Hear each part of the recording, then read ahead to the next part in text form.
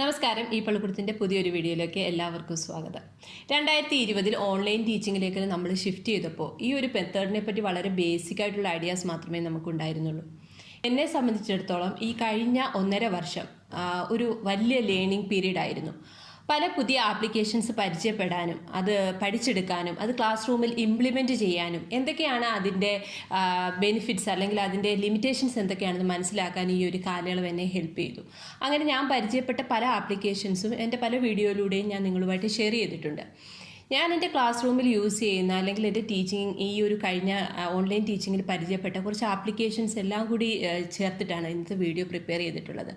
Online ടീച്ചിങ്ങിൽ ആദ്യമായി വരുന്ന ടീച്ചേഴ്സിനും അതേപോലെ തന്നെ എക്സ്പീരിയൻസ്ഡ് ആയിട്ടുള്ള ടീച്ചേഴ്സിന് ക്ലാസ് റൂമിൽ കുറച്ച് വെറൈറ്റി കൊണ്ടുവരാനും ഈ ഒരു ഓൺലൈൻ ടീച്ചിങ്ങിനെ ഒരേപോലെ സ്റ്റുഡൻറ്റ് ഫ്രണ്ട്ലിയും ടീച്ചർ ഫ്രണ്ട്ലി ആക്കി മാറ്റിയെടുക്കാനും ഈ ഒരു വീഡിയോ ഹെൽപ്ഫുൾ ആയിരിക്കുമെന്ന് ഞാൻ പ്രതീക്ഷിക്കുന്നു. വീഡിയോയിൽ കിടക്കുന്നതിന് മുമ്പായി വീഡിയോ നിങ്ങൾക്ക് ഇഷ്ടപ്പെട്ടുവെങ്കിൽ സബ്സ്ക്രൈബ് ചെയ്യുന്ന കാര്യം തീർച്ചയായും പരിഗണിക്കുക.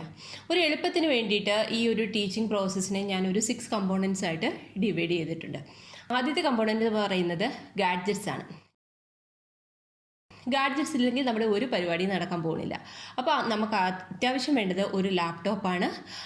അല്ല PC ഉള്ളവർക്കാണെങ്കിൽ അത് യൂസ് ചെയ്യാം. പിന്നീട് നമുക്ക് വേണ്ടത് ഒരു നല്ല വൈഫൈ കണക്ഷനാണ്. പിന്നെ നിങ്ങൾക്ക് വേണമെങ്കിൽ നിങ്ങൾക്കൊരു ടീച്ചിങ് പാഡ് വാങ്ങിക്കാവുന്നതാണ് അല്ലെങ്കിൽ ഉപയോഗിക്കാവുന്നതാണ്. ഞാൻ എൻ്റെ എല്ലാ വീഡിയോയിലും ടീച്ചിങ് പാഡിനെ പറ്റി പറയാറുണ്ട്. വേറെ ഒന്നുകൊണ്ടല്ല, ഞാൻ കുറേ നാളായിട്ട് ടീച്ചിങ് പാഡ് ഉപയോഗിക്കുന്നുണ്ട്. വളരെ ഹെൽപ്ഫുള്ളാണ്. എനിക്ക് ഭയങ്കര ഇഷ്ടമുള്ളൊരു ഗാഡ്ജറ്റാണ്. അതുകൊണ്ടാണ് ഞാൻ ഈ വീണ്ടും ഇത് റിപ്പീറ്റ് ചെയ്ത് പറയുന്നത്.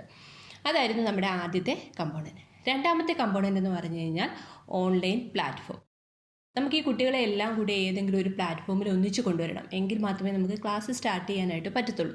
അപ്പോൾ അതിനുവേണ്ടി നിങ്ങൾക്ക് ഗൂഗിൾ മീറ്റ് യൂസ് ചെയ്യാം, സൂം യൂസ് ചെയ്യാം, മൈക്രോസോഫ്റ്റിൻ്റെ ടീംസ് യൂസ് ചെയ്യാം. ഈ എല്ലാ പ്ലാറ്റ്ഫോമും തന്നെ നിങ്ങൾക്ക് കുട്ടികളുമായിട്ട് സംസാരിക്കാനും കുട്ടികൾക്ക് നിങ്ങളോട് സംസാരിക്കാനും ചാറ്റ് ചെയ്യാനും നിങ്ങളുടെ സ്ക്രീൻ ഷെയർ ചെയ്യാനും ഒക്കെയുള്ള ഓപ്ഷൻസ് പ്രൊവൈഡ് ചെയ്യുന്നുണ്ട്. സോ ഇതാണ് നമ്മുടെ ആ ഒരു രണ്ടാമത്തെ കമ്പോണൻ്റ് എന്ന് പറയുന്നത്.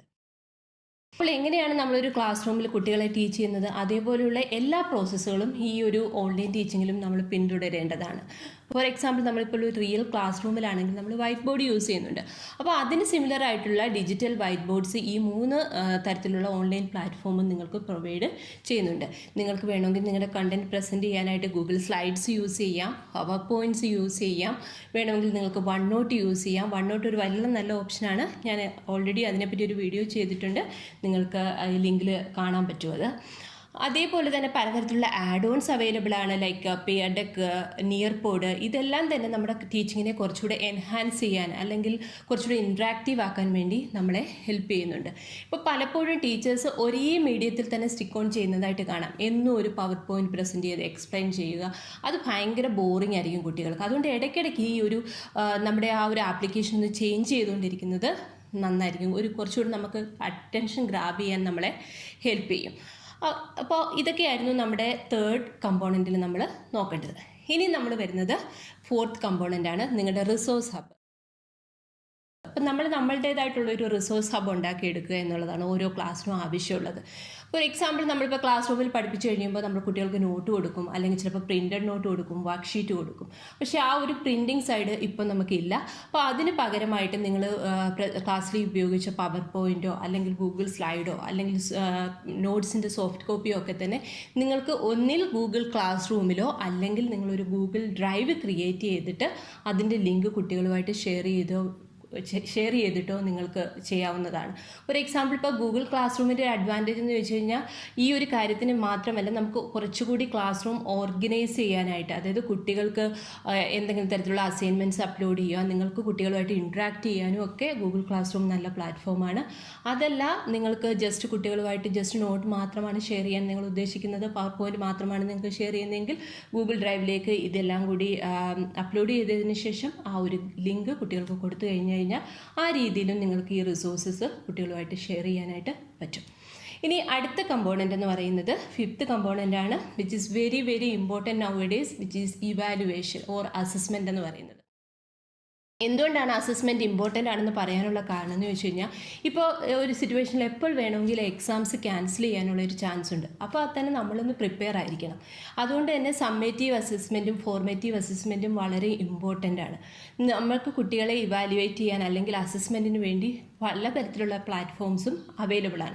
ഇപ്പം നോർമലി ഞാൻ സാധാരണ സ്കൂളുകളിൽ കാണുന്നത് ഒരു ടീച്ചർ ഒരു ക്വസ്റ്റ്യൻ പേപ്പർ ഷെയർ ചെയ്യുക, കുട്ടികളത് പേപ്പറിൽ എഴുതിയിട്ട് അപ്ലോഡ് ചെയ്യുക. ഈ ഒരു മെത്തേഡാണ് പൊതുവേ എല്ലായിടത്തും കാണുന്നത്. നിങ്ങൾ ഇത് തന്നെ ഫോളോ ചെയ്യണം എന്ന് നിങ്ങൾ കംഫർട്ടബിൾ ആണെങ്കിൽ നിങ്ങൾക്കത് ഫോളോ ചെയ്യാം. പക്ഷേ ഇത് മാത്രമല്ല, നമുക്കൊരു ഫോർമേറ്റീവ് അസസ്മെൻ്റ് ഒക്കെ നടത്താൻ ഒരുപാട് ആപ്ലിക്കേഷൻസ് അവൈലബിൾ ആണ്. ഫസ്റ്റ് വൺ എന്ന് പറയുന്നത് ഗൂഗിൾ ഫോമാണ്. ഗൂഗിൾ ഫോം ഒരു വളരെ നല്ല ആപ്ലിക്കേഷനാണ്. പലരും വിചാരിക്കുന്നു അതൊരു ലൈക്ക് മൾട്ടിപ്പിൾ ചോയ്സ് ക്വസ്റ്റ്യൻസിന് മാത്രമേ പറ്റുള്ളൂ. അല്ല, നിങ്ങൾക്ക് ഷോർട്ട് ആൻസർ ക്വസ്റ്റ്യന് വേണ്ടി ഇത് യൂസ് ചെയ്യാം, ലോങ് ആൻസർ ക്വസ്റ്റ്യൻസിന് വേണ്ടി യൂസ് ചെയ്യാം. ഇൻ ബിറ്റ്വീൻ നിങ്ങൾക്കൊരു ക്വസ്റ്റ്യനകത്ത് ഡയഗ്രാം അപ്ലോഡ് ചെയ്യണമെന്നുണ്ടെങ്കിൽ അതിനു വേണ്ടി പോലും നമുക്ക് ഗൂഗിൾ ഫോം യൂസ് ചെയ്യാനായിട്ട് പറ്റും. ഒരുപാട് ഓപ്ഷൻസ് അവൈലബിൾ ആയിട്ടുള്ള ഒരു ആപ്ലിക്കേഷനാണ് ഗൂഗിൾ ഫോം. ടീച്ചേഴ്സിന് നന്നായിട്ട് യൂട്ടിലൈസ് ചെയ്യാൻ പറ്റുന്ന ഒന്നാണിത് ഇതുപോലെയുള്ള അസസ്മെൻറ്റിന് വേണ്ടിയിട്ട്. നമ്മളൊരു ഫോർമേറ്റീവ് അസസ്മെൻ്റ് ആണ് നമ്മൾ ഉദ്ദേശിക്കുന്നതെങ്കിൽ, ഫോർ എക്സാമ്പിൾ എനിക്കൊരു 10 മാർക്കിൻ്റെ ക്വിസ് ആണ് കൊടുക്കേണ്ടതെങ്കിൽ നിങ്ങൾക്ക് ഗൂഗിൾ ഫോം യൂസ് ചെയ്യാം. അതേപോലെ തന്നെ ക്വിസസ് എന്ന് പറഞ്ഞൊരു പ്ലാറ്റ്ഫോം നല്ലതാണ്. അവിടെ ഓൾറെഡി ക്വസ്റ്റ്യൻ പേപ്പേഴ്സ് ഉണ്ട്. അപ്പം നിങ്ങൾ ജസ്റ്റ് അതൊന്ന് ഫോർമാറ്റ് ചെയ്ത് കുട്ടികളുമായിട്ട് അതിൻ്റെ ലിങ്ക് ഷെയർ ചെയ്ത് കഴിഞ്ഞ് കഴിഞ്ഞാൽ കുട്ടികൾക്ക് അവിടെ ചെന്നിട്ട് അതും മൾട്ടിപ്പിൾ ചോയ്സ് ആണ്.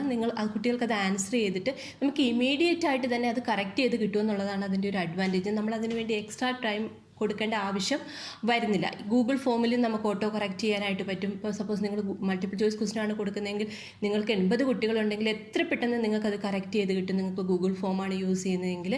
ക്വിസസിലും അതേപോലെ തന്നെ അഡ്വാൻറ്റേജസ് ഉണ്ട്. പിന്നെ പലപ്പോഴും നമ്മൾ ക്ലാസ് റൂംസിൽ ഗൂഗിൾ ക്ലാസ് റൂമിൽ തന്നെ നമ്മളൊരു ഗൂഗിൾ അസൈൻമെൻറ്റ് അപ്ലോഡ് ചെയ്യാൻ കുട്ടികളോട് പറയാറുണ്ട്. ആ രീതിയിൽ നിങ്ങൾക്ക് കുട്ടികളെ അസസ് ചെയ്യാനായിട്ട് പറ്റും. പിന്നീട് ഇപ്പോൾ നമുക്ക് ഈ ഒരു മെത്തേഡ് വന്നതിന് ശേഷം കുട്ടികൾ വളരെയധികം മാൽ പ്രാക്ടീസ് ചെയ്യുന്നതായിട്ട് നമ്മൾ ഒബ്സർവ് ചെയ്തിട്ടുണ്ട്.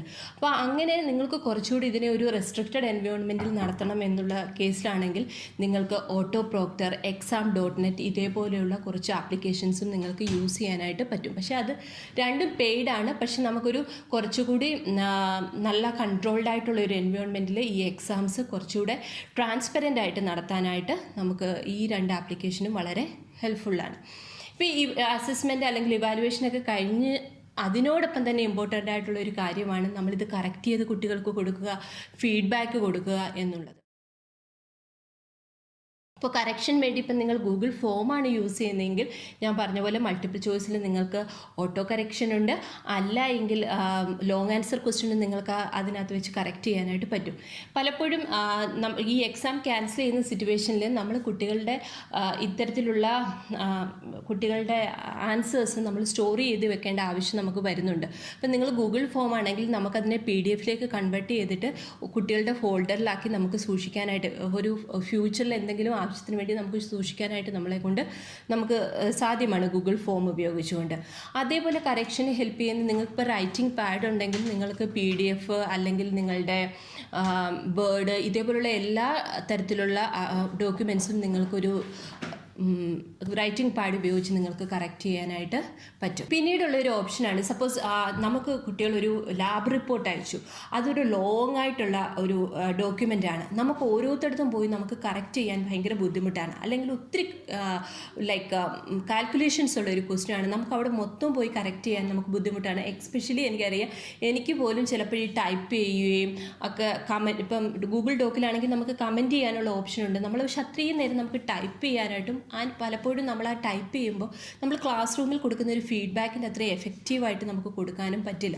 അപ്പോൾ ആ രീതിയിൽ നിങ്ങൾക്ക് ഉപയോഗിക്കാൻ പറ്റുന്ന വോയിസ് മെസ്സേജസ് ആയിട്ട് നിങ്ങൾക്ക് അയക്കാനായിട്ട് പറ്റും. ഇപ്പോൾ മോട്ട്, അതേപോലെ ടോക്ക് ആൻഡ് കമൻറ്റ് ഇതേപോലുള്ള ആപ്ലിക്കേഷൻ നിങ്ങൾ ഇൻസ്റ്റാൾ ചെയ്ത് കഴിഞ്ഞ് കഴിഞ്ഞാൽ ഇത് ഉപയോഗിച്ചുകൊണ്ട് തന്നെ നമുക്ക് വെർബൽ ഫീഡ്ബാക്ക് കുട്ടികൾക്ക് കൊടുക്കാനായിട്ട് പറ്റും.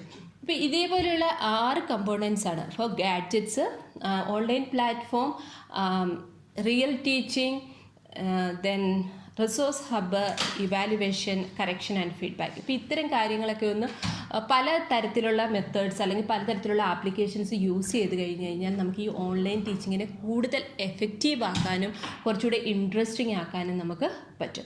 അപ്പോൾ ഇത്തരം കുറച്ച് കാര്യങ്ങളാണ് ഇന്നത്തെ വീഡിയോയിൽ ഞാൻ നിങ്ങളുമായിട്ട് ഷെയർ ചെയ്യാൻ ആഗ്രഹിച്ചത്. എനിക്ക് തോന്നുന്നു അതിൻ്റെ ഒരു പല ആപ്ലിക്കേഷൻസും നിങ്ങൾ ആദ്യമായിട്ടായിരിക്കും കേൾക്കുന്നത്. നിങ്ങൾക്ക് എന്തെങ്കിലും ഫർദറായിട്ട് ഇത്തരം ആപ്ലിക്കേഷൻസിനെ പറ്റി അറിയണമെങ്കിൽ നിങ്ങൾ തീർച്ചയായിട്ടും കമൻറ്റ് ചെയ്താൽ മതി.